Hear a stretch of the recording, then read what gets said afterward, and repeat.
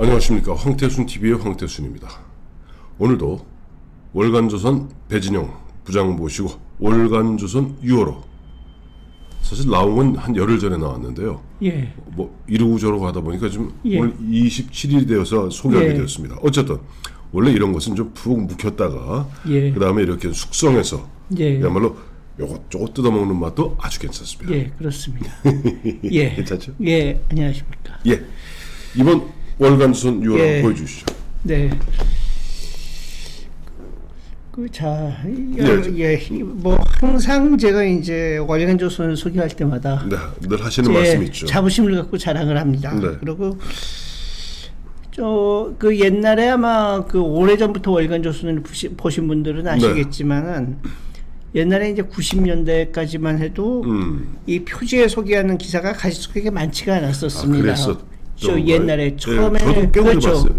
80년대에는 뭐 한 7, 8개 정도 이렇게 큰 제목 소개했었고 90년대에도 이제 그런데 마침 점점 이게 많아지기 시작하는 겁니다. 그리고 이 역대 편집장들을 거치면서 점점 이게 많아지는데 그게 말하자면 결국은 독자들은 표지를 보고 책을 사거든요. 그렇구나. 근데 편집장 입장에서는 이 보다 보면은 이것도 주고 넣고 싶고 저것도 그렇죠. 넣고 싶고. 예.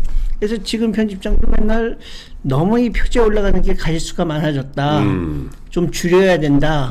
이렇게 주장을 하다가 지금 편집장 취임 이후에 가짓수가 더 늘어났습니다. 욕심이 자꾸 생기는 거죠. 그래서 이번 달에 좋은 기사가 참 많다는 얘기를 하고 있는 겁니다. 그렇습니다. 그래서 벌써 열흘이 지났는데요. 올라간 기사 중에서 참 반응이 많았던 것 중에 하나가 이제 그 한강공원에서 사망한 손정민 씨. 그동안 이제 손정민 씨에 관련된 얘기들은 주로 그 아버지가 나와서 이제 얘기를 했는데. 처음으로 그 어머니가 인터뷰에 응했습니다. 그래서 아버지 어머니가 같이 이제 인터뷰에 나섰는데. 그 아마 다들 그러실 겁니다. 왜 이 사건에 대해서 그렇게 관심이 많으냐. 그러면 역시 한 자녀밖에 없는 시대에 정말 뭐 애 잘 키워가지고선 의대 보내놨더니만 그렇게 이제 불의의 사고로 세상을 떠났다는 데 대해서 많은 사람들이 공감을 하니까 그럴 겁니다. 그리고 그 아버지가 참 이제 열심히 애쓰신 것도 있지만 부모 마음은 또 다 같겠지만은 이게 또 아버지하고 어머니하고가 이게 또 그 뭐라고 해야 될까 말씀하시는 거라든지 애절함이라고 할까요? 이런 게 조금 이제 아무래도 어머니 쪽이 좀 더 간절한 그런 느낌이 좀 있죠. 그래서 그 처음으로 이제 그 손정민 씨 어머니를 인터뷰를 했습니다. 뭐 구체적으로 얘기를 하지 않더라도 정말 간절한 얘기죠. 그 착한 아이가 정말 애가 어디 아프다고 그러면 내 신체 일부라도 떼줄 수 있을 텐데 그럴 기회도 없이 그냥 그렇게 가버렸다 그러는데 정말 뭐 눈물 나는 얘기죠. 그리고 맨 탑 기사는 그 신문에서는 이제 그 스카이 72 골프장이라고 인천에 있죠. 인천에 있는 그걸 두고 약간의 분규가 있다는 보도는 아마 그동안 신문에 좀 났을 겁니다. 근데 보니까 저 보면서 굉장히 이름들이 다 이거예요. 이강래, 이강철, 김현미, 이상직 이렇게 해서 주로 그 네 사람이 이 네 사람하고 저 다 직간접적으로 관련 있는 사람이에요. 그렇죠. 이강래는 뭐 옛날 그러시군요. 이강래 과거 이제 뭐 의원 됐고 정무수석도 했고 그 당시 이제 DJPR 무렵에 그 당시에 이제 뭐 그 이강래도 의원 되기 전에 저하고 그렇고 이강철 씨는 뭐 아시다시피 TK 아닙니까? 이강철 씨 뭐 예전에 제가 국회에 이제 보좌관 할 때는 맨날 저 왔다 친동생 같이 대하면서 말 트고 지냈던 뭐 저한테 말 트고 뭐 내가 형님 했던 그런 분이고 김현미 씨 같은 경우는 제가 김중권 대표 보좌하고 당에 비서실 부실장 할 때 김현미 씨는 부대변인이죠. 대변인이 현역 의원이었고 부대변인 이상직 씨 같은 경우는 옛날 정동영 제 대통령 후보 그때 제가 이제 대통령 저도 파란만장하게 살았네요. 대통령 먼저 언론 특보할 때 그때 이상직 씨가 사실 민주당 계열에서는 과거 쌀봉오라 불렸던 김봉호 의원 그 다음 그 이후로 가장 이른바 현금 동원력이 막강한 뭐 그래서 또 이렇게 네 사람 다 하는 사람인데 이 네 사람이 이른바 스카이 72와 관련된 무슨 권력형 뭐 게이트 비슷한 그렇게 가고 있습니다. 지금 뭐 제가 이 자리 오늘 자세하게 얘기하지는 않겠습니다. 그동안 국회에서도 이제 여러 번 문제가 돼 있었고요. 뭐 한마디로 이제 스카이 72 골프장이라고 하는 게 그 영종도에 있는 인천국제공항 곡인데 그 인천국제공항 부지의 일부를 갖다 마냥 활용을 하는 거죠. 그러고 이제 장차 그 영종도 국제공항이 그 확장될 경우에는 이제 공항 부지로 이렇게 들어가게 돼 있는 이제 그런 건데. 그 뭐 스카이 72 골프장에 마냥 운영권을 놓고 뭐 법적 해석과 이제 논란 그러고 분쟁이 벌어지고 있는데 그 뒤에 이제 지금 말씀드렸던 이런 그 권력 실세들의 이름들이 오르내리고 있다. 그래서 이미 국회에서도 이제 논란이 되어 왔고 계속 이제 현재 진행 중인 사건입니다. 그래가지고 요거는 한번 뭐 그 이번 우리 월간조선 6월호 기사를 보시고 좀 관심 있게 보시면은 앞으로 이제 이거 가지고 여러 가지 재밌는 사건들이 많이 벌어질 거라고 생각을 하고 있습니다. 자, 여기서 대한민국 검사님들 2200명 검사님들에게 한 가지 제안을 합니다. 무슨 말씀이냐? 그러니까 지금 이상직 의원 같은 경우는 이제 이스타항공 그렇죠. 이 문제 갖고 지금 뭐 감옥에 가 있고 현역 의원이지만은 감옥 가 있고 이제 그와 관련해서 이제 그 타이 이스타 관련해서 그 돈 그 이제 문재인 대통령 사위 이쪽에만 관심들을 쏟으시는데 월간조서 6월호를 읽어보시면 마치 노무현 정부 말기 횡담도 게이트 또 바다 이야기 막 떠오르죠. 막 떠오르죠. 15년 전 막 떠오르죠. 그 횡담도 게이트, 바다 이야기, 뭐 또 유전 게이트 이런 거 떠오르실 겁니다. 이번에 스카이 72 이것은 앞서 우리 배진영 부장 말씀하신 대로 이른바 어마어마한 특히 김현미 한때는 국무총리 물망까지 올랐던 김현미 국토부 장관 지냈던 이 관련된 이야기가 있으니까 대한민국 검사님들 기죽지 마시고 한번 용기를 갖고 읽어보시기 바랍니다. 읽어보시라고 했어. 파헤치자. 아니 읽어보시기 바랍니다. 파헤칠 수는 없죠. 지금 그 공수처 때문에 그러고 그 김관진 전 국방부 장관 관련 기사인데 그 뭐 계속 이제 이 정권이 뭐 지난 4년 내내 정말 김관진 한 사람 잡으려고 여러 가지를 많이 했었죠. 그래서 지금도 법정 투쟁 중인데 얼마 전에 이제 소위 그 댓글 꺼내갔다 이제 군인의 정치 개입을 금지한 그걸로 들어가 있는 거죠. 그 들어가 있는 게 재판 중인 거죠. 들어갔다 나왔죠.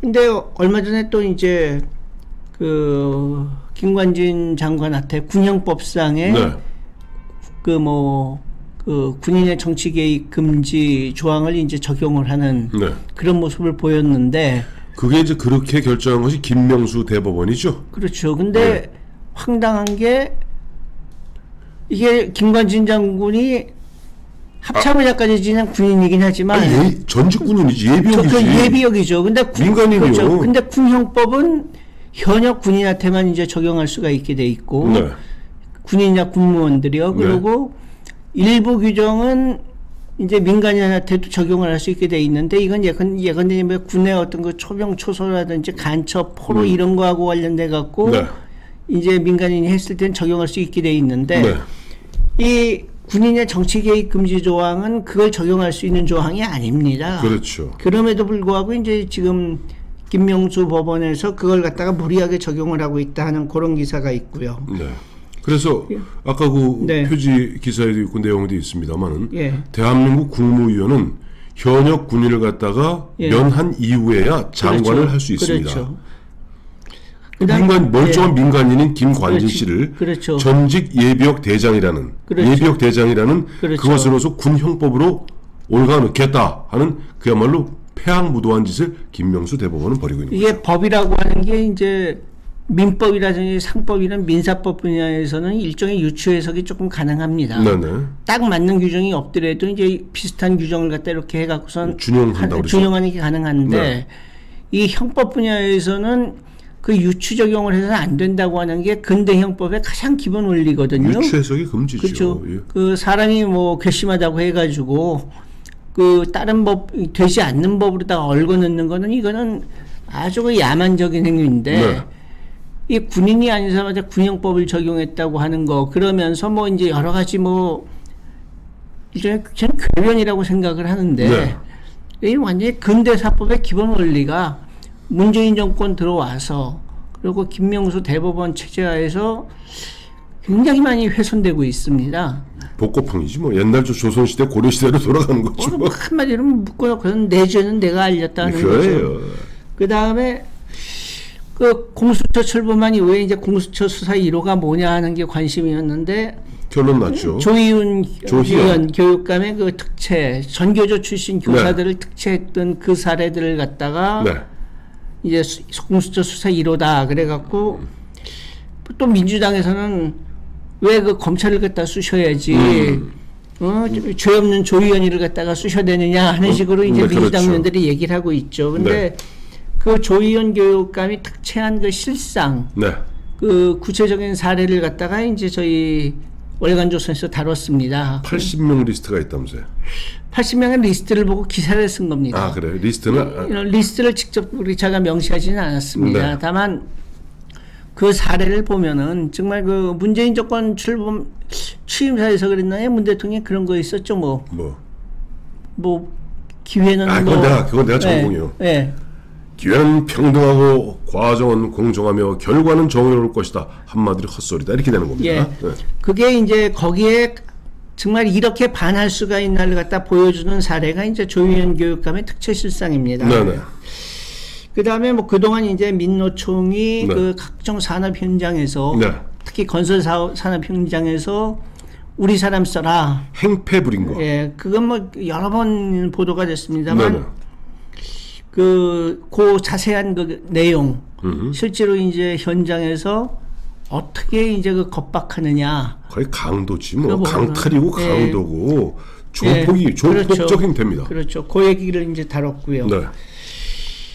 그 다음에 이제 후쿠시마 일본 오염수 문제가 논란이 되고 있는데 뭐 전문가들 얘기 들어보면은 네. 그거 신경 안 써도 된다. 그 다음에 그 길게 얘기하지는 않겠습니다만 이제 홍준표 전 무소속 의원 인터뷰하고 네. 그다음 황교안 전 미래통합당 대표 인터뷰가 있습니다. 네네. 그런데 이 두 분의 인터뷰를 대조해 보면은 좀 재미가 있을 것 같아요. 황교안 대표 인터뷰는 제가 했습니다만 보면은 저는 황교안 대표는 좀 뭐 훌륭한 공직자였다고 생각을 합니다. 네네. 그리고 대한민국의 법무부 장관으로서 공안검사로서 이제 또 그 통진당 해산이라고 하는 큰 일을 하셨고. 네네. 근데 이제 역시 아직까지는 정치인은 아니구나 하는 생각이 좀 들었고요. 네. 그다음에 이제 홍준표 의원은 주로 이제 윤석열 전 총장을 갖다가 의식한 듯한 발언을 이제 많이 했는데. 그렇죠.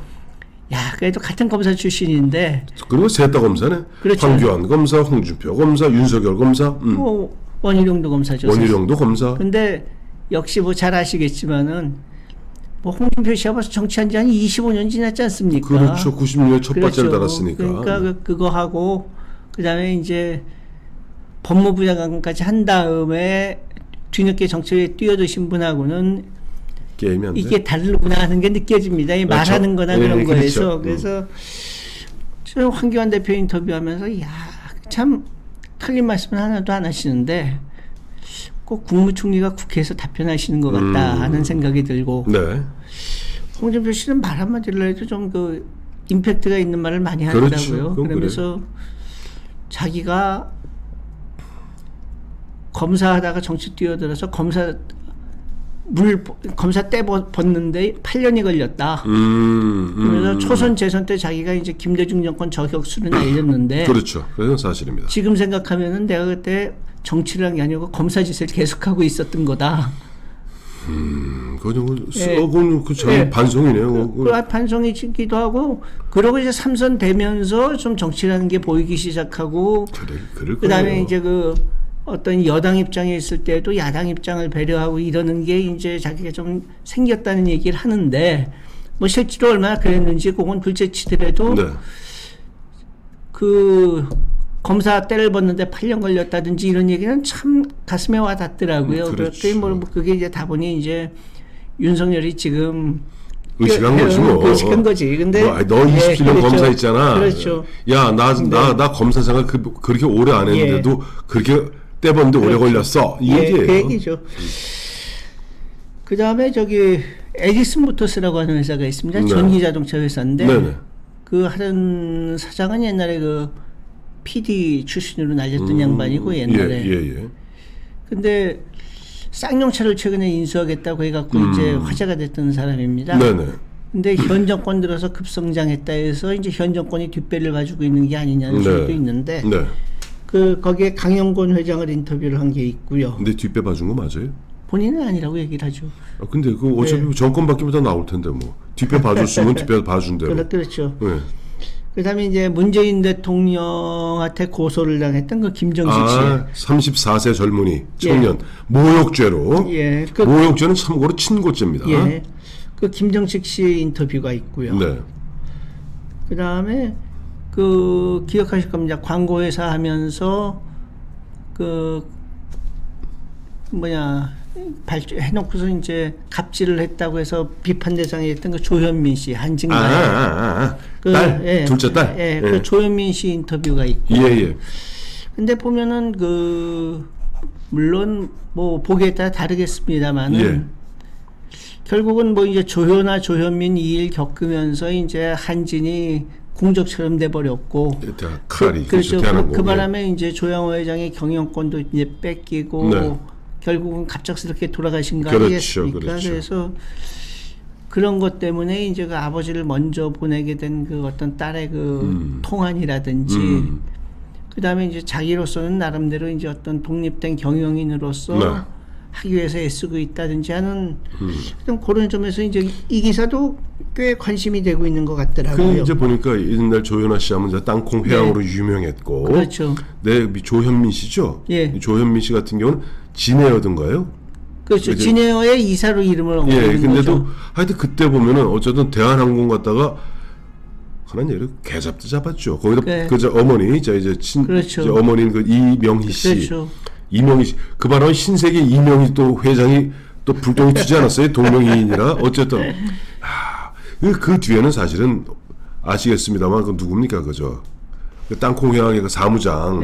나중에 보면 정의당 비례대표 가서 그 친구를 중심으로 해서 그 당시 노조 세력이 또 보면은 과도하게 마녀 사냥했던 거 아니에요. 물론 그렇다고 조연아 땅콩 회항 그 자체를 갖다가 내가 무슨 옹호하는 거 절대 아닙니다. 그건 질책받아 마땅합니다.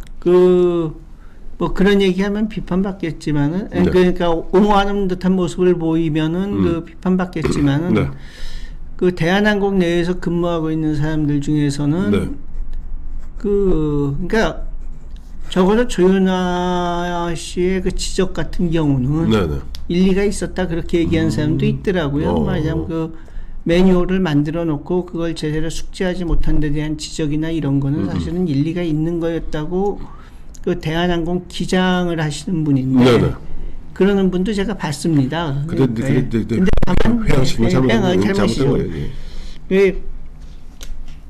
그런 기사도 있고 그다음에 이번에 이제 조금 더 소개하고 싶은 것 중에 하나는 이제 또 민노총이긴 한데 라임이 이제 계속 화제죠. 이 라임도 정말 라임 옵티머스 왜냐하면 김오수 이제 오늘 보니까 어제 사실 난장판이 됐어요. 청문회가 난장판이 되고 오늘 조금 전에 보니까 문재인 대통령 국회에다가 5월 31일까지 보고서를 갖다가 재송부해달라고 요청을 했습니다. 즉 임명 강행하겠다는 거예요. 근데 그때 문제는 김오수 이번에 청문회 나가서 가장 문제가 됐던 것이 지난 9월부터 올 5월까지 무슨 법무법인에 있으면서 라임 옵티머스 관련해서 4건을 수임했다는 거 아니에요? 그렇죠. 그러면서 특히 이제 법무부 차관 당시에 그 사건에 대해서 그 보고를 받는 입장에 있었으면서 이제 그랬다고 하는 게 그게 이제 이해 충돌도 되고 이제 그렇다 해서 이 라임 관련해서는 아마 끊임없이 얘기가 나올 겁니다. 근데 그동안 이제 라임에서 얘기되는 것 중에 하나가 네네. 그 라임 회사가 네. 라임 돈이 들어갔죠. 이 여러 군데 투자를 했는데 네. 그 필리핀 세부 막탄에 그 이슬라 리조트라고 하는 데가 있습니다. 네네. 요새는 저 코로나 때문에 여행이 안 되지만은 그 재작년까지 예, 그 보면은 여행사 상품 중에서 이 이슬라 리조트에 투숙하는 상품들이 꽤 있었어요. 근데 카지노 하라고. 아니 사실은 카지노 있는 사람들은 보통 모르죠. 그리고 카지노를 내세우진 않는데 네네. 이게 세부 막탄이 굉장히 괜찮은 데입니다. 거기 네. 그 바다도 굉장히 좋고 그래서 거길 가고 싶어 하는데 좋은 그 리조트 뭐 샹그릴라 리조트 이런 데는 굉장히 비싸고 네네. 그래서 이제 가고는 싶은데 돈이 모자라는 사람들이 찾는 데가 이슬라 리조트인데 네. 갔다 온 사람들은 이제 많이 비판을 합니다. 이거 완전히 동네 여관 수준이다. 예. 그러면서 이렇게 후진되는 이제 못 봤다는 식의 그 악플들이 많이 달리는 리조트가 이제 이 이슬라 리조트입니다. 네네. 근데 이 이슬라 리조트를 갖다가 바로 그 라임에 소위 이제 그 투자를 한 네. 뭡니까 은케이 법인이라고 하는 네네. 그 법인에서 이제 카지노의 라이선스를 갖고 있는 겁니다. 그러니까 이거는 사실 이슬라 리조트보다는 이슬라 리조트의 카지노가 이게 진짜 이제 알짜인 건데 네네. 이게 뭔가 하면 그 라임의 그 시행사인 그 몸통으로 지목되고 있는 김영홍이라고 네네. 그 메트로폴리탄의 김영홍 회장이라고 하는 사람, 이 사람이 이제 몸통인데 네네. 이 사람이 라임으로부터 투자받은 350억 원 중 300원을 갖다가 네. 이 이슬라 리조트에 이제 쓴 겁니다. 그리고 현재 아마 김영웅 씨가 여기 은신해 있는 거 아니냐. 그다음 지난달에 월간조사에 나왔습니다만 이미 김영웅 씨는 한국 국적도 포기를 했습니다. 지난달에 말씀해 그렇죠. 주셨죠. 예예. 그런데 그리고 필리핀에서 이 김영웅을 봤다는 목격담도 나오고. 예예. 근데 필리핀 현지의 어떤 그 이런 쪽에 관계하고 있는 사업가들. 네네. 또 이제 카지노사 쪽 관계되는 이런 사람들 사이에서는 네. 여기에 들어간 게 사실은 그 장하목이라고 하는 사람이 카지노를 갖다 실제로 운영을 하고 있는 사람이고 네네. 그 사람이 말하자면 진짜 물주다 카지노에. 근데 문제는 이 장이라고 하는 사람이 민노총 간부 출신이다. 그 무슨 돈이 그리 많대요, 근데? 그러면서 옛날에 이제 민노총의 그 말하자면 전체는 아니고 네네. 그 민노총 내에서 이제 그 상당한 위치에 있는 간부였고 네네. 여기에 들어가 있는 돈이 민노총 돈이라고 하는 소문이 이제 굉장히 많이 돌고 있다고 그럽니다. 이것도 더 대한민국 검사님들께 한번 제보드립니다. 흔한 얘기로 보면 꼭 기업에만 비자금이 있다는 편견에서 벗어나세요. 여기서 지금 보면 우리 배진영 부장 말씀 또 필리핀이라든가 이 근처에서 떠도는 이야기의 본질은 뭡니까? 민주노총 내에서도 뭔가 비자금이 있고 그 비자금이 어쩌고 저쩌고 해서 투자되었을 지금 그렇게 말씀을 하시면 나중에 문제가 될 수가 있고 저희는 단정은 아니었습니다. 그러니까 그런 의심들을 하고 있는 얘기가 돌더라. 근데 그러니까, 이제 저희가 재밌게 생각한 건 이겁니다. 그러니까 이 장이라고 하는 사람이 옛날에 이제 민노총 간부였던 건 맞고 그다음에 진짜 민노총 돈이 들어갔다고 그러면 그건 진짜 굉장히 그 대단한 특종이 되겠죠. 네네. 근데 그렇지 지금은 이제 그 현지에서 도는 소문인데 그럼에도 불구하고 저희가 이 기사로 쓴 거는 이게 세상에 지금 한 세태의 한 단면을 보여주는 게 아닌가 싶어서 그렇습니다. 뭔가 하면은 옛날엔 그랬지 않습니까? 예를 들어서 이제 뭐 5060 시절 같으면은 누가 그 하나회 출신 예비역 장성이 되더라. 그러면 그 사람 이 힘 있는 사람이구나 그래갖고 뭐 그런 사람이 관여한 뭐가 있다고 그러면은 이제 거기에 돈이 몰리고 여러 가지 의혹이 생기고 이제 그랬었지 않습니까? 그리고 또 뭐 오늘날에도 이제 뭐 전직 그 장관이래더라 혹은 전직 수석이래더라 하면서 그런 사람들이 뭐에 관계하는 사업이 있다고 그러면 이제 화제가 되고 또 요새는 뭐 하다못해 그 소위 대권 테마주라고 그래가지고 계란 제일 웃기더라. 제일 웃기죠. 그래서 하다못해 어느 회사 사장이 이름이 윤석호다. 예를 들어서 그러기만 해도 저 사람이 윤석열의 몇 천쯤 되는 줄 알고 예. 주가가 올라간다든지 뭐 그런 일들이 벌어지지 않습니까? 그렇죠. 근데 이 장모라고 하는 사람이 그 거론되는데 예. 이 사람들에 대한 그 현지에서의 이 반응들이 네. 다들 민노총 위원장 출신이면 대단한 거 아니냐. 그 다음에 실제로 사람 위원장은 아니었다면서요? 그러니까 민노총의 그 고위 간부였다면서요? 고위 간부에서 단위 위원장들이 있지 않습니까? 총위원장 말고. 그렇죠. 예, 예. 그 다음에 한마디로 말해서 민노총이라고 하는 세력이 네. 어떤 그만한 권력과 돈을 갖고 있는 세력으로 사람들한테 이제 인지되고 있거나 하는 걸 갖다 보여주는 사례인 것 같습니다. 그러니까 그리고 아까 이제 뭐 비자금이 있을 가능성도 얘기를 하셨습니다만 사람들이 이제 그렇게 인식을 하는 거죠. 민노총쯤 되면은 그 정말 수백억 정도를 갖다가 비자금을 만들어서 움직일 수 있는 그런 그 조직으로다가 사람들이 인식을 하고 있다 하는 게 이 저희 월간조선 기사에서 그렇게 썼다는 얘기가 아니고 네. 그런 얘기를 하는 사람들의 이 반응들을 보면은 그런 게 느껴져요. 그러니까 그렇죠, 그렇죠. 그래서 야, 이 아까 말씀드린 것처럼 옛날 같으면 무슨 뭐 하나의 출신 예비역 장성 이런 사람들이 말하자면 그런 쪽에서의 주목의 대상이 됐다고 그러면은 네. 이제는 민노총이 그런 주목의 대상이 되는 조직이구나. 아니 뭐 예. 아니 하나에 뭐 어쩌고 저쩌고 해봐야 그렇죠. 60만 대군 중에 사병들 빼고 뭐 장교들 그렇죠. 얼마 됩니까? 그렇죠. 몇 100만 명입니다. 민주노총이. 그렇죠. 한국노총이 한 8, 90만 되고요. 그렇죠. 100만 명이 다 회비 냅니다. 그렇죠. 다 월 회비 냅니다. 그렇죠. 다 어떻게 보면 원천 징수합니다. 네. 월급 그렇죠. 받으면 노조비 월급 네. 100만 어마어마합니다. 그러니까 네. 이른바 2016년 당시 광화문 촛불을 갖다가 가장 앞장섰던 부대가 민노총 부대일 수밖에 없는 것이 가장 작은 동원력이 막강했던 거예요. 그랬을 개연성은 이제 굉장히 높은데 네. 그게 단정적으로 말씀드리면은 이제 아니 괜찮아요. 왜 그건 그때 이미 다 네. 나왔던 얘기입니다. 왜냐하니까 네. 그 당시에 우리 그 대형 마이크 같은 거 막 쫙 달지 않았어요. 그 몇십억입니다. 한번 행사 치를 때마다. 그렇죠. 근데 민주노총이 주도적으로 제일 잘 생각해보면 그 당시 민주당하고 네. 안철수 이재명은 저 동아일보 그쪽 청대광장에서 쭈그러져 그렇죠. 있었고 실제 가운데 광장을 갖다 주도했던 세력은 민주노총 전교조입니다. 그렇죠. 틀린 거 하나도 아니에요. 네. 그거 다 뭐 자기들이 다 결산서도 나옵니다. 그건 결산했기 때문에 그 비용을 갖다 홍보비로. 제가 예를 들어서 자 우리 배진영 홍보 대행사에서 내가 이번 행사에 50억 주고 킥백으로 내가 20억 받다고 얘기하는 거 아니에요. 이래 비자금 만들었다는 얘기하는 거 아닙니다. 그러면 어쨌든 50억 줬으면은 50억 준 거는 민주노총 결산서에 다 포함되어 있습니다. 네.